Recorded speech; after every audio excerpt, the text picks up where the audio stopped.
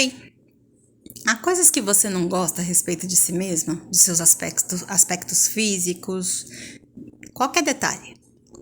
O que é que te vem à mente? Vamos falar um pouquinho sobre eles, porque há duas maneiras da gente lidar com a situação aí. Primeiro, comparar você com outras pessoas só se for para te fazer bem. Se não for para te fazer bem, não compare. Vou dar um exemplo para vocês. Tá vendo esses dentinhos tortos aqui?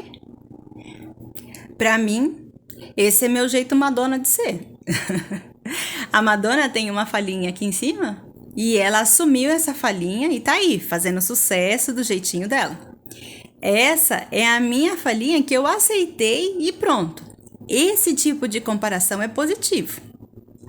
Agora, eu tenho 1,64 m. Se eu quisesse ter 1,80 m, como muitas modelos, não daria para alcançar e me faria infeliz o resto da vida. Então, esse tipo de comparação eu não vou fazer.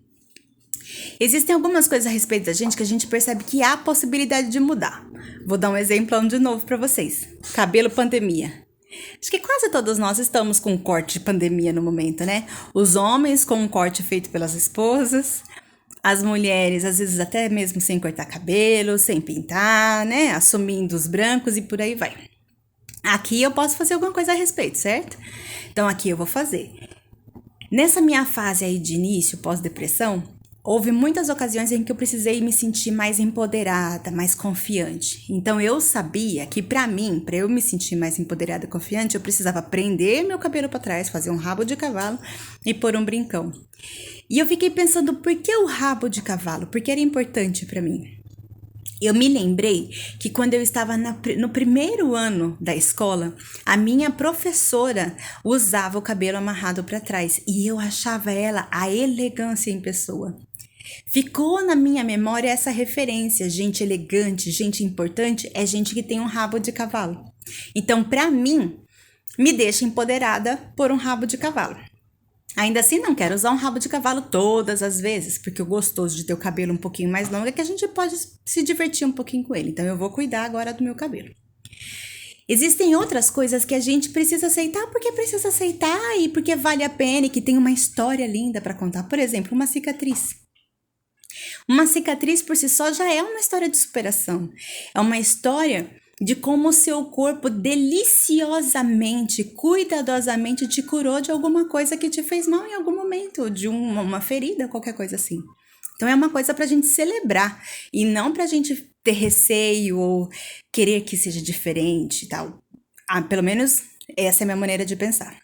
Eu vou dar mais um exemplo pra vocês. Eu pesei 121 quilos em uma ocasião na minha vida.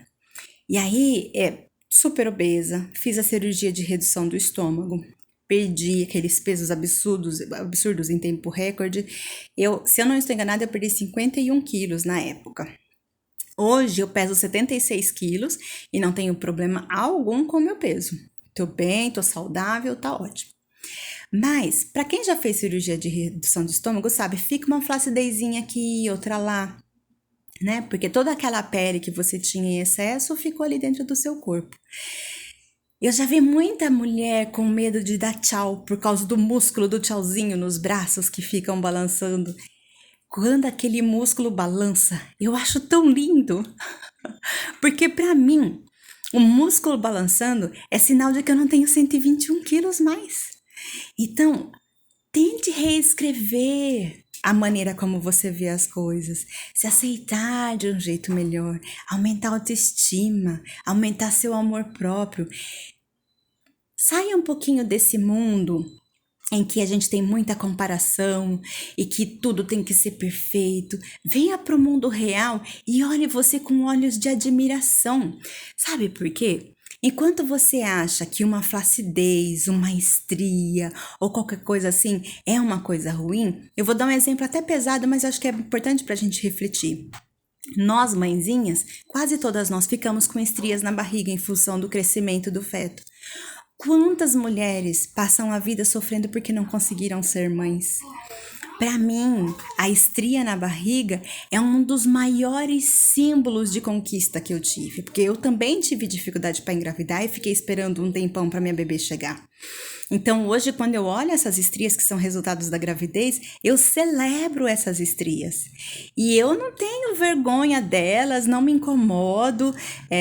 Para mim é muito tranquilo. Eu uso roupa que as cobrem, porque é esse o estilo de roupa que eu sempre gostei de usar. E pronto. Se aceite. Pode ser um pouquinho difícil, mas se você esforçar, você consegue chegar lá. Você vai ver que vale a pena. E eu vou falar pra você, a aceitação é uma das coisas que te ajuda a sarar da depressão. Então, se for esse o cenário que você está vivendo, vamos lá, se aceite, tá bom? Um beijo e a gente se fala amanhã.